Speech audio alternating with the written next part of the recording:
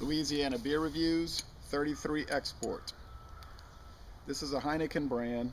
It's brewed in Viet Nam, in France, and there's another 33 export alternate recipe brewed in Nigeria, and it's made with sorghum and other unusual beer ingredients. This is just barley malt,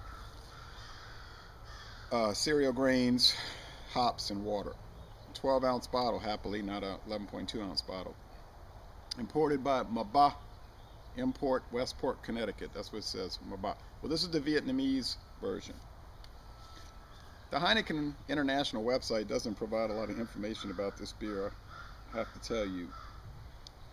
It gets a poor rating on Beer Advocate. The bros give it an average rating. It gets only a 3 out of 100 on Rate Beer. I've never had it, so let's see what this 33 export, or as they say in the Nigerian website, this double 3 export tastes like.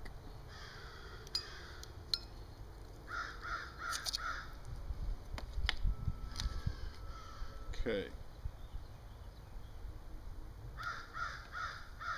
Pretty good amount of smoke here. It's another cloudy day. It's been a cloudy winter. We had one clear day.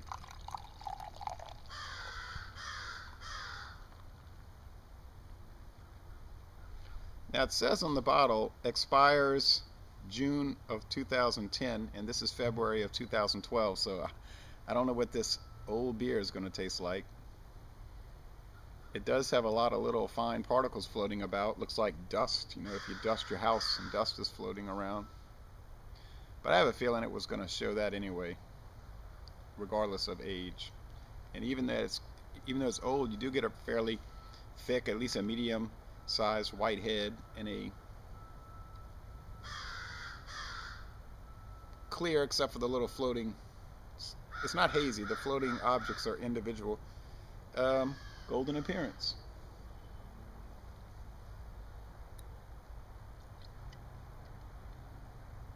Let's go with the smell test. Just smells like regular beer, although a little more European style than American style. You get some fairly heavily toasted barley malt, some little bit of hop bitterness there. It's a pretty good smelling beer. Kind of switched it around, see if there's any sediment.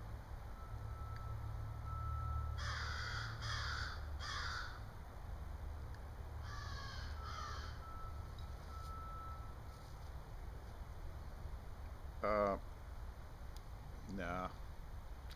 It's just a golden beer with little things floating around in it. Let's go with the taste.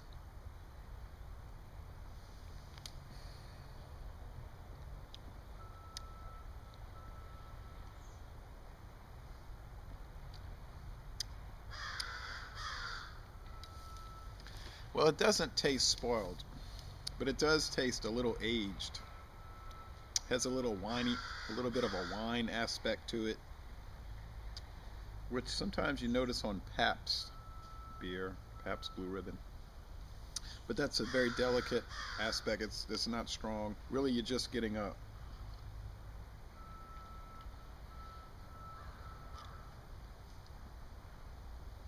getting toasted barley malt, some grains, which I'm imagining is corn, but it's also you get some light hoppiness. The body is pretty light and watery, and the finish is crisp and clean and refreshing, so it didn't go bad.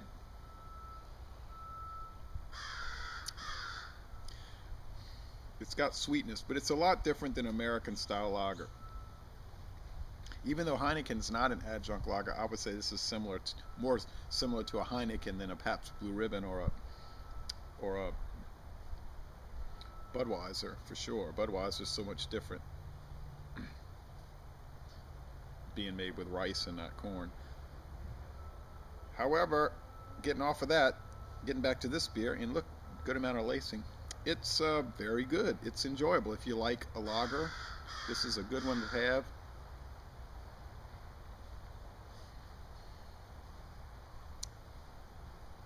In some ways, it reminds me of Milwaukee's Best. in some ways as far as the body and the undertaste. And I guess it's because it's similar in alcohol level to Milwaukee's Best. But I'm really, oh, the sun, can't believe it. I'm really enjoying this. I'm glad I bought it. I didn't know how it was going to be, and I didn't know it was outdated. I wouldn't have bought it, but didn't affect it. Although maybe it did. Maybe it's really, really terrific, fresh. Anyway, I would recommend it. Laissez Le Bon Temps Roulé. This is a very good beer. I'm going to give it a B+. It's very enjoyable. And I'm going to end this review by saying, y'all come on down to Louisiana and go to a Southeastern Louisiana University basketball game.